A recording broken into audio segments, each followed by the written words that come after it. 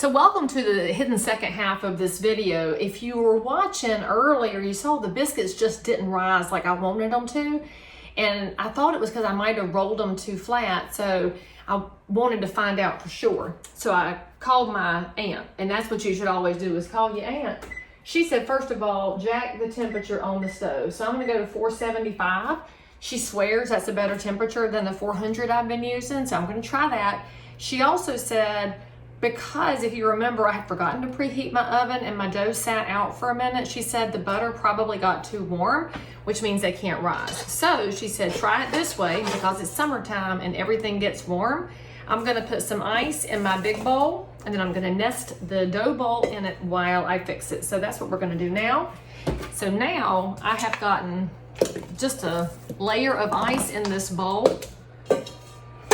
I'm determined, y'all. Flat biscuits just don't stink. That cat head one was so good.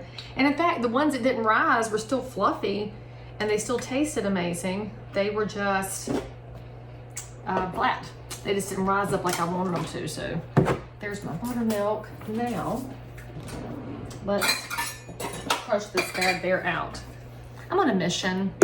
And frankly, that's one of the good and bad things about being a control freak, is that you sat in church like I did and pondered whether your aunt was right or not, and you said, you know what, when I get home from church, we'll try again.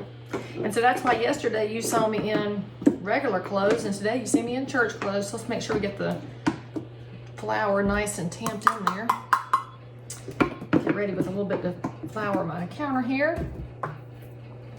And if you watched earlier, you already are thinking, hey, Lee Brown, I know the amounts now. I know, right? You know, 2 cups of flour, tablespoon of baking powder here, and you need about half a teaspoon of salt, which hopefully you've learned how to measure in your hand too. Hey, hey, what's up? And now, there's our dry ingredients. Now we need a stick of butter chopped up. So let's chop up our stick of butter. I'm gonna use the big knife this time because frankly, I haven't finished my dishes from yesterday. As much as I probably shouldn't admit that. My butter is still ice cold because it's just out of the fridge. But ideally, this will keep it cool while I work it. Still gonna work it with my hands though, because I believe in working though with my hands. It comes out better that way. Usually it does. All right, now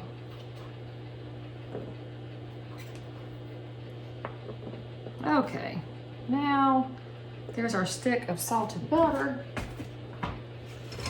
If you're wondering why I'm walking weird, there's a cat at my feet, but she's not gonna be very helpful to us up here. So let's work that in. Again, we're gonna work it until it's nice and crumbly. Break up those chunks of butter after you've cut it good.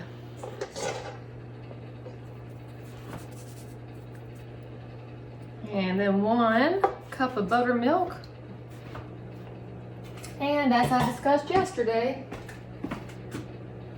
you could make a personal choice to use whole milk, 2%, 1%. I just don't recommend skim because I don't think you'd have the right fat content to hold the biscuits together and help them to rise. And actually, as y'all watch this, you'll see how fast it actually is to pull together homemade biscuits because I'm not spending any time chitter-chattering this time. All right, I should take my bracelet off at least since I forgot to take everything else off. Okay, let's turn out our dough. Come on, stove. And then what I'm actually going to do is I could put my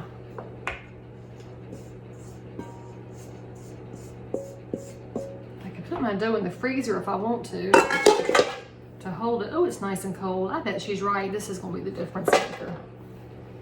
And I'm actually also not going to roll it today. I'm just going to pat it down since that cat head one came out so well yesterday and see if that makes a difference. So that will be probably making so many adjustments that I won't really know what the difference maker was, if it's a higher temp on the oven or if it's the keeping an ice bath under the dough, or what was the other change I made? the rolling, just do patting instead of rolling. Now, got our dough a little bit thicker than yesterday. So let's go ahead and cut out our biscuits, our ungreased cookie sheet here. Let's move that back into the line of sight. I still love that sound that it makes when I knock the air out. And she also said that I didn't have mine touching and that I should have them touching. So I got lots of instructions, so I'm just gonna follow all of it. See, again, I'm not gonna know what the actual difference maker is, but that's all right.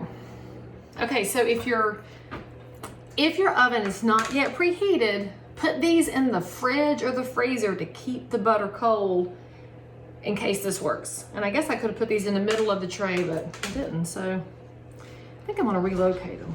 So now I'll put my biscuits in the middle of the tray so it looks more symmetrical.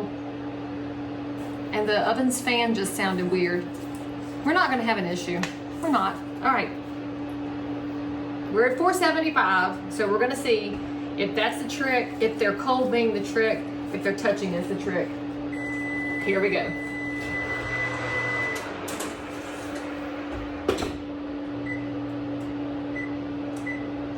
All right, let's see what happens. And like any good home cook, while y'all were gone, I got 14 other things going here, but let's take a look at this fresh batch of biscuits, and this is way more better than what we had yesterday. So you see we got some height, got some better color, and it's gonna flake, it's flaking. That's what you want in a biscuit. So go back and watch part 1, check out part 2, let me know what the advice was that you think worked, and I'll see you next time.